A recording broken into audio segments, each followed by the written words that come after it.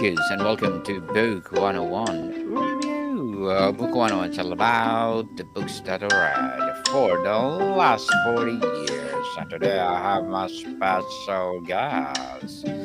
One of his advocacy, turning tech talk into a real world stories, helping people build smarter, lead better, and love what they do. And other than Mr. Rob Broadhead. Thank you. Welcome, Mr. Rob, on Book 101 Review. And can you please introduce more about yourself that I miss? I'm a technologist. I have been doing software development for a little over 30 years. Along the way, have done quite a few things, pretty much everything technology, helped out small businesses up to large businesses, and done a lot of side projects as well, including podcasts, blog, written a couple of books, and generally just done as much as I can to enjoy the life and the blessings I've been given. Enjoy the life for sure. And today let's talk about the building a better business. And thank you so much for sharing your knowledge and wisdom to the world, Mr. Rob. So tell us, the phrase a better business implies a higher purpose. How do you define a better and what core values are non negotiable in building your company? Really, when we talk about building a better business, we are talking about getting to it's actually personal. Every business owner, every business executive, entrepreneur, they have whether they know it or not, they have a why. There's a reason that they do this. There is a focus that they have, and it is why they went into business. It is why they serve their customers. It is their special sauce or special thing that they provide to their customers. And we help people build a better business by allowing them to focus on the why. There's a lot of work that goes into business that is working in your business instead of on your business. Things like you have to do, you've got accounting and HR and all the different things that you need to do that are just part of a business, but they are not really serving your customer directly. They're not doing the things that are building, working on your business itself, making sure that the right people are out there, that you're getting the right products and services to the right people. And that's what building a better business is all about, is we help people find ways to simplify, automate, integrate, or even innovate, find, the best way for them to get the business things out of the way so they can focus on the why that they went into business in the first place. The why, for sure. Let's ask the why. If you have fast forward 50 years, what is the one sentence you hope people use to describe your company's impact on its industry, employee, or employees or customers? Um, I think jumping forward 50 years, I'd love for people to look back and say this, this company has helped everybody that it's touched. Part of the goal is to help our employees grow, to make them better, to make them help them grow through their careers, and master the skills that they need to do. But then also for our customers and partners, and even our vendors, I guess it's really about making sure that wherever we touch somebody, wherever we work with somebody, that we leave something that's better than it was when we started. So with our customers, that we have helped them grow, help them do their business better.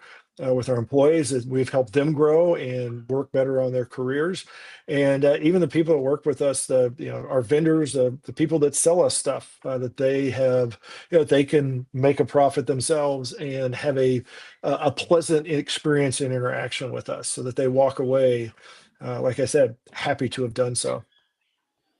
Walk away with a happy smile for sure. Hmm. So, Mr. Rob, many startups face a tension between rapid, aggressive growth and sustainable, values driven growth. Can you share a time you consciously choose the slower, more sustainable path and why is it worth it? That is something that in the evolution of this, the business, my business has been around for 20 years, and we have been through a couple of cycles of both of those. Sometimes when we got a little too aggressive, and we're, happy to chase that customer or that project that was going to, basically help our revenue in the short term. And times when we have not, when we have stepped back and said, you know what, we're not going to try to be everything to everybody. We're going to try to refine who we are and make sure that we're actually able to serve the customers that we have better. It's quality over quantity. And one of the most recent times we did it, actually, is you can see some of the fruits of it on the screen, is that we looked at what we had as far as our brand, our marketing, and even our target audience, our target customers, and sat down and with the team that we had and looked at, like, what do we do, what are our strengths. We had a sort of a broad range of customers at the time, and we said, well, let's figure out what our ideal customer is. Let's step back a little bit and figure out who's our ideal customer. How do we talk to them? How do we focus so that we can provide the service and the products that are best for them?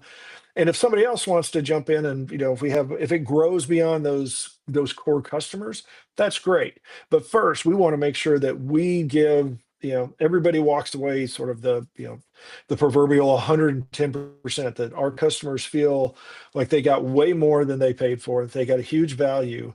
And then, sort of slowing it down, focus, and then we can grow from there. And like I said, part of what we did is we addressed some of the skills that we had, as far as, how do we get these in front of the right customers. We changed some of our products and some of our service offerings so that we can more effectively get to the people that uh, will most benefit from it. And also, we made sure that part of it is right sizing it, so we make sure that it fits the budgets of the customers that we're looking for. So we redid the website, we did some of our services, updated our products that we offer. And we've seen a good improvement in quality since doing so, and been able to get rid of some of, sort of push off some of the projects and the customers that maybe weren't as good a fit and they were more of a struggle. And it's made everybody happier. We're out there doing the work we love with people that enjoy the work that we're doing for them, and we're looking to see just the business to continue to grow from there. Was your business born from a desire to solve a specific problem you were passionate about, or from identifying a lucrative market opportunity, Mr. Rob? Um, there's much more of the former. It's much more about a problem that I saw on a regular basis. I started in consulting before I had my own company, and dealt with a lot of different customers that had and projects, and saw things that just didn't work out right. They weren't necessarily failures, but they also were not, unmitigated successes either. So seeing some of the problems that occurred, and some of the honestly, it sort of goes back to your prior question.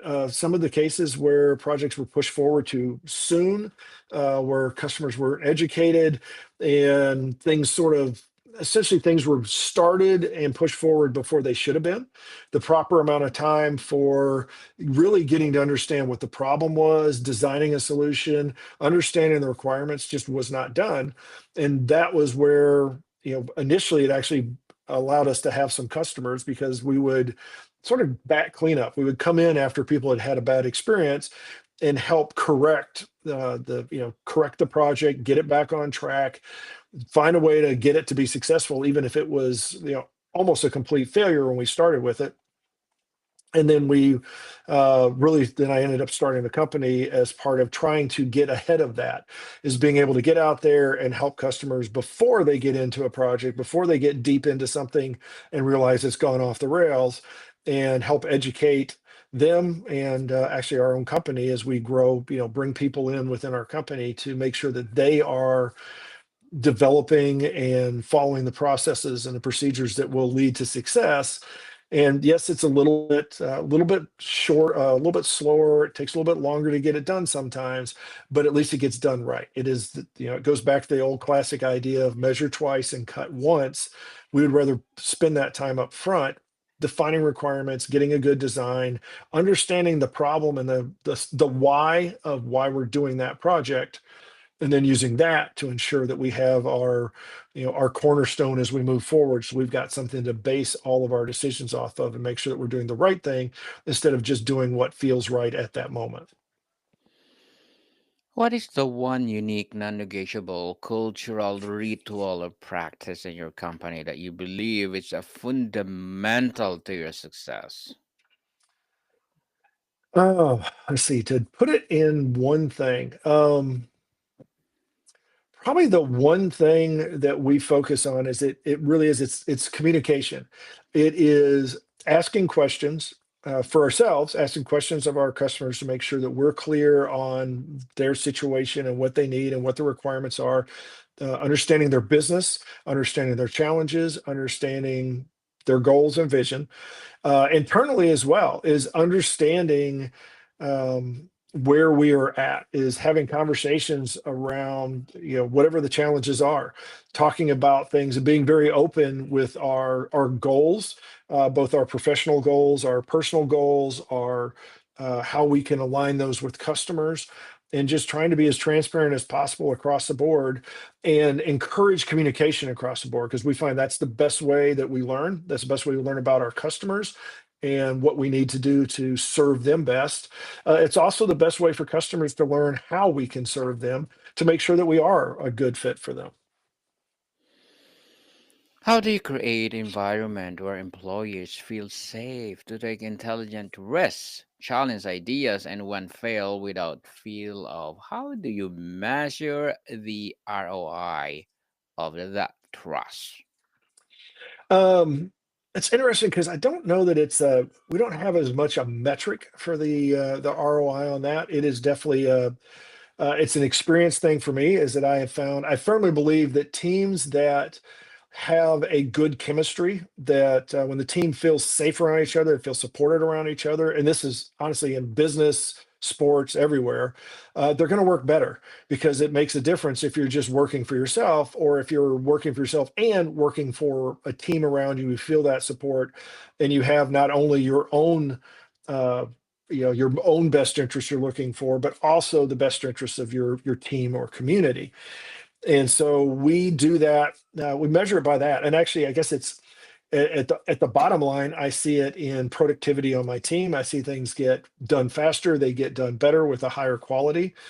And internally, the way we do that is we have regular conversations. We have, you have your, like most businesses, you have your status reports and things like that. You have regular status meetings, but within those, we often push not only what are you doing that is your to-do list. Don't just tell me about the to-do list items that you've got, but we also push our employees to do things that are part of their professional development. So we talk a lot about things that are not maybe direct business tasks, but things that are on their roadmap of, maybe there's a skill you want to learn, maybe there's some training that you want to go through or education you want to go through, things like that. And we regularly bring that up and make sure that we keep bringing it up to our employees to say, hey, let's make sure that you're keeping that personal development side moving along as well. So don't let the business get you so busy that you aren't doing some of these professional development pieces as well.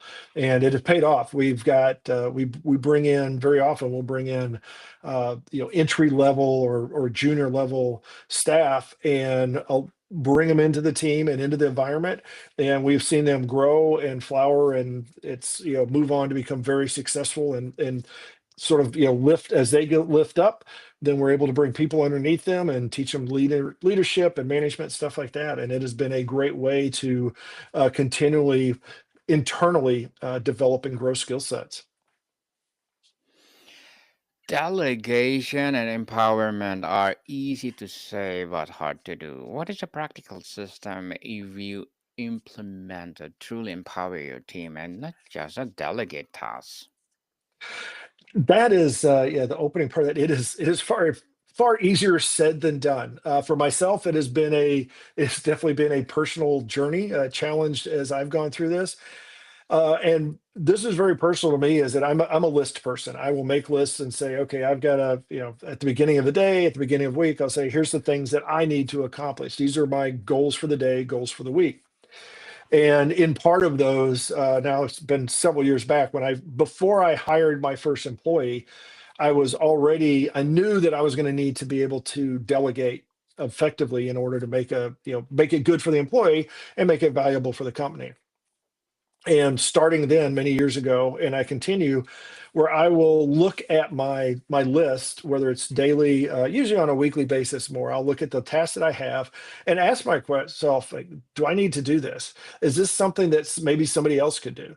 Is this something, and if it is something that I feel I need to do, then I will always follow up, like, well, why do I need to do it? And I try to get down to each of the tasks, is making sure that I'm putting the right thing in the right place. And this goes actually to my team as well, because it's the second question after the next step. If I say, well, this isn't really something I need to do, then I go into, well, who is the best person to do this? And with any given task, that's going to be things like looking at, well, like, what is the task? What is the cost to do it? Sometimes is it cost effective for me or somebody else? Is there a certain skill set? Because within my team, different people have different skills. Some people are better in a software development world. Well, some people are better with the back end database work. Some people are better on the front end. Some people are better designing. Some better people are better testing. And it's figuring out which skill set is best for that, the best match for that task.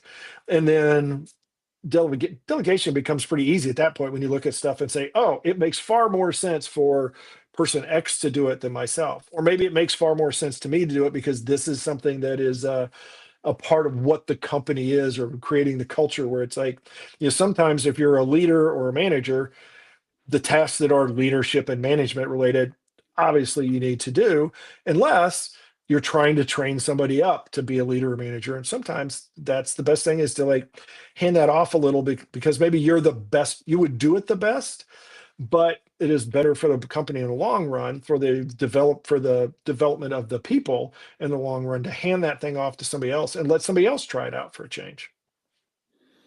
Mr. Rob, as you help people to build smarter and lead better, what are your short term and long term goals? Um, Short term is really to get people to get the people that I'm working with to understand that they own, their own development. That while, I can help them, I can mentor them and things like that, they have to be responsible for that. And part of that, which is, I think, a really more of a short term, but also it's important in the long term, is helping people find the things that they enjoy. Because if you're doing something and you don't enjoy it, it's not going to work out in the long run. And so a lot of times that's some of the conversation, is saying, okay, well, let's try to figure out what you enjoy doing, what brings you happiness. And even within your job, yes, we all have things that we don't enjoy as much, but they're part of the job. Is figuring out how to minimize those things we don't enjoy and how to maximize those things that we do.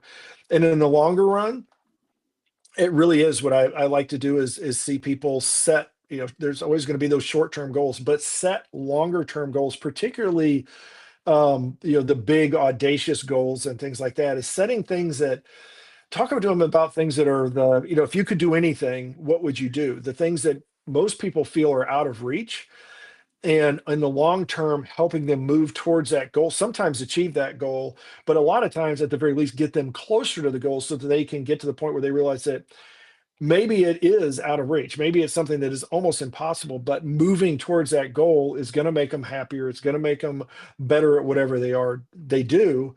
And seeing that, the being able to look back at the historical progress that they have, so now they have the confidence to move forward, knowing that's like, hey, I have overcome this, I have made it through these challenges, and so whatever else life has to is going to throw at me, I'm going to go ahead and tackle those as well, and I'm going to be able to do them with confidence, because I know I have a track record of success. Good luck to your goals, Mr. Rob, and looking forward for more success. And what would be your piece of advice for those people out there want to be like you? um I think it really goes back to what I just said. The first thing is do you really want to do that? And I think if the like me is you're saying I want to be somebody that enjoys what I do, and I'm excited about it, and I get up every day and I'm like I'm ready to go to work. I'm ready to go to my job or whatever it happens to be. My advice is to first is like take a step back and like really analyze what is it that you like to do. And it sometimes it takes a little bit more than, well, I like to hang out and watch TV or something like that, but it's like, okay, well, how do you get to that? Or because and usually that's not the answer. Usually people's answers are things like, I like to be healthy, I like to enjoy my day, I like to be stress free, or there's those kinds of emotions that people have. And I think I recommend that, it comes like, what is it that what brings you happiness? And then explore how maybe you can turn that into a business, a job, a career, or to incorporate that into the career that you have. Thank you for that advice, Mr. Rob. And can you please recommend a book or books that influence your journey? There's a couple. The one that I go back to time and time again, and I think this actually goes to what I recommend to people in general. It's called The 4 Hour Work Week. It's written by Tim Ferriss. It's been around for quite a while. It's been through a bunch of different reprints over the years and updates. And there's a lot in there about, I think, just breaking us free from our normal thought processes and finding ways to go live the best version of ourselves that we can be. A second book that I highly recommend that is much deeper is called Losers Think, and it's by Scott Adams, who he did the Dilbert comic strips and stuff like that. But it is really about mindsets and philosophy and how to communicate with other people, particularly other people that are not as similar to you. And I guess I'll do one third is and I because I it's the Enneagram book, and I think it's called The Journey of You. I forget off the top of my head, but it's just I think those books are great as a way to not only learn more about yourself, more about how you interact with other people, but also to figure out like how can you do so and bring yourself more joy, and whatever your personal success definition is actually go achieve that success. If you could go back to the day you started with the knowledge you have now, what is the one piece of advice you would give yourself about building business well, not just building a business big? And thank you for that recommended books, Mr. Rob. I think I would recommend myself that everything that looks difficult, or is scary or difficult, go attack that first. Go, that task, that difficult thing, step into that, lean into that, because I found that the sooner you get into those things, the less scary, the less overwhelming it becomes. And so often that is the best way through to success in the short and the long term.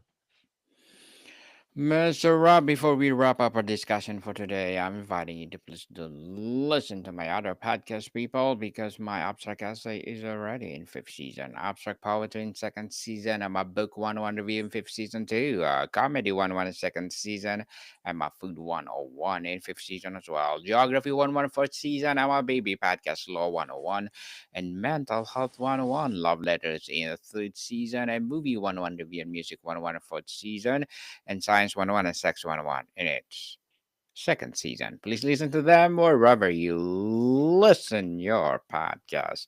So, Mr. Rob, ultimately, how does building a better business contribute to a better industry, community, or society?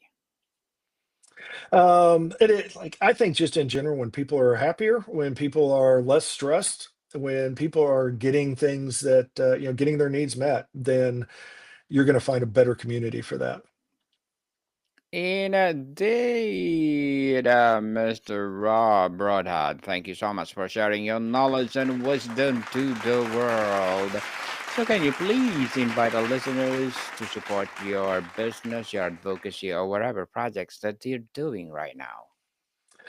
Best place to check us out is rb-sns.com. You can check out some of our technology assessments we do to help you get started from a technology point of view. That's rb-sns.com/product.php. You can also check out our podcast where we do a lot of similar stuff, the Developreneur podcast and developreneur.com. That's develpreneur.com. And reach out to us, info@developreneur.com, or rob@rb-sns.com if you'd like to reach out to me directly. Yes, people, let's support Mr. Rob Broadhead because if you support him for sure, more and more empowering business for legacy for sure. So, Mr. Rob, thank you so much for your time. Thank you. Thanks you for having me. More to come, people. See you soon.